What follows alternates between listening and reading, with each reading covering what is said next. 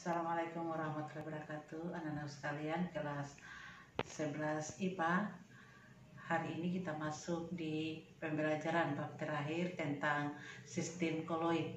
Di pembelajaran sistem koloid ada beberapa poin yang ingin dicapai. Yang pertama adalah pengertian dan pengelompokan sistem koloid.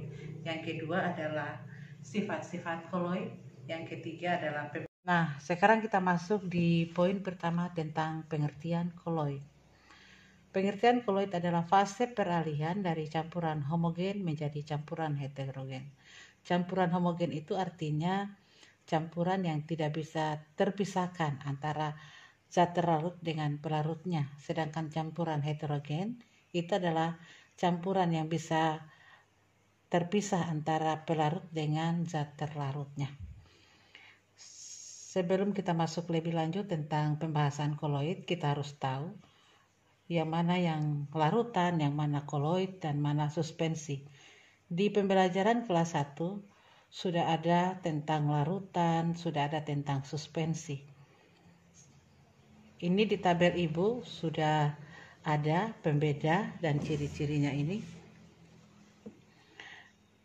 Larutan, koloid, dan suspensi. Ciri-ciri yang saya paparkan, ada fase, ada bentuk campuran, ada diameter, jika disaring bagaimana, jika didiamkan bagaimana.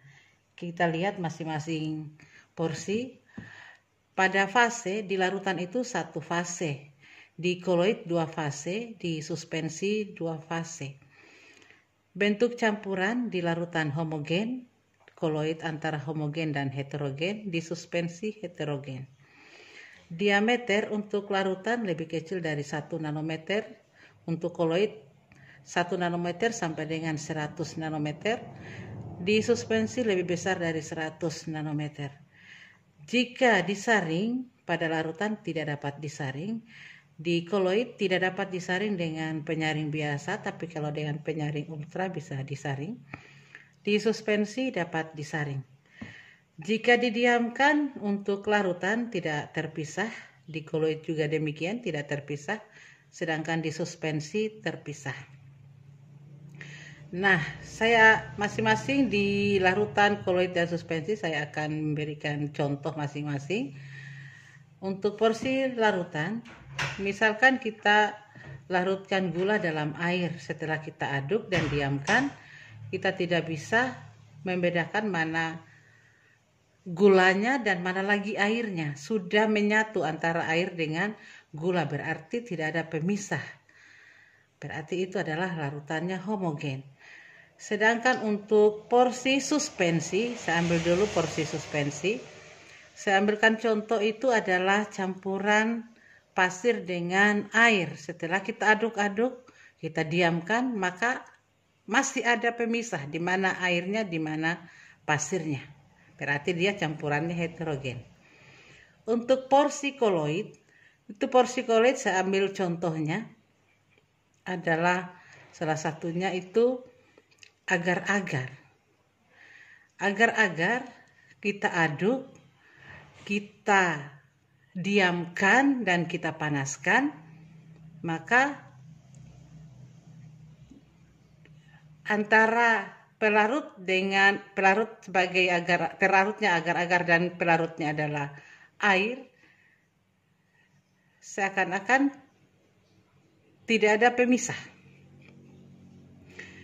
Kecuali mungkin kita pakai dengan mikroskop ultra baru kita lihat pemisahnya. Itu tadi penjelasan larutan, koloid, dan suspensi dan contoh-contohnya.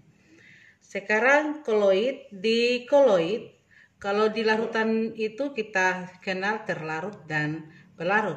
Tapi kalau di koloid, yang kita kenal bukan lagi terlarut, pelarut, tapi yang kita kenal adalah fase terdispersi dan medium pendispersi.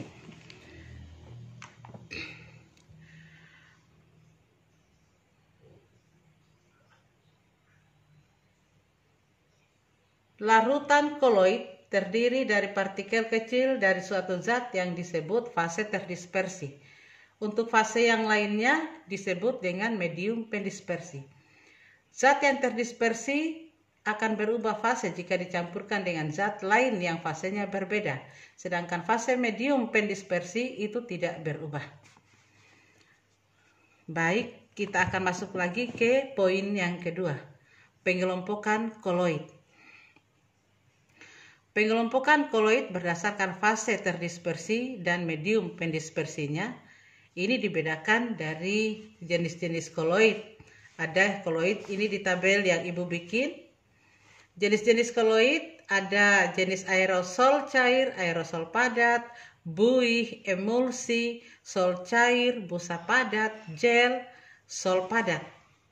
Saya ambil saja dulu salah satu contohnya barangkali. Buih. Itu buih, fase terdispersinya adalah gas.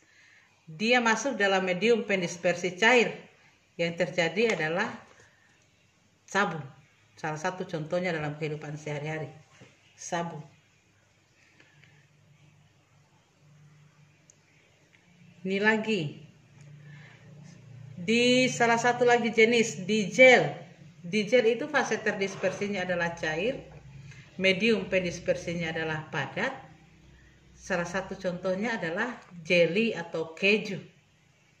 Jelly dan keju. Itu contoh dari koloid yang disebut gel. Sekarang berdasarkan interaksi fase terdispersi dan medium pendispersi, koloid itu dibagi lagi menjadi dua. Koloid liofil dan koloid liofob. Liofil, interaksi antara zat terdispersi dan medium pendispersi kuat. Misalkan, saya kasih di sini contohnya agar-agar. Jadi kalau agar-agar itu biar agak banyak airnya, tetap diserap oleh agar-agar yang kita punya. Berarti dia suka akan air. Biasa diistilahkan sebagai koloid hidrofil, suka akan air. Sedangkan pada sol liofob adalah interaksi antara zat terdispersi dan medium pendispersi itu lemah. Contohnya di sini adalah sol belerang atau sol emas. Walaupun kita celupkan sebagaimana emas dalam air, maka tetap tidak akan disukai oleh emas. Jadi tidak suka akan air, biasa diistilahkan sebagai koloid hidrofob. Demikian pembelajaran kita hari ini. Dari materi pembelajaran hari ini, kita bisa menyimpulkan bahwa pengertian koloid itu adalah peralihan dari campuran homogen menjadi campuran heterogen.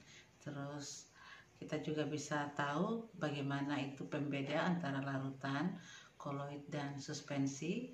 Terus selanjutnya lagi kita bisa mengelompokkan koloid, di mana koloid itu dibedakan menjadi fase terdispersi dan medium pendispersinya ada 8 jenis. Ada aerosol cair, ada aerosol padat, buih, emulsi, sol cair, sol padat, terus gel dan busa padat. Sedangkan berdasarkan interaksi fase terdispersi dan medium pendispersinya ada 2 jenis lagi, yaitu koloid hidrofob dan koloid liofob. Demikian pembelajaran hari ini. Saya Hidi. Wassalamualaikum warahmatullahi wabarakatuh.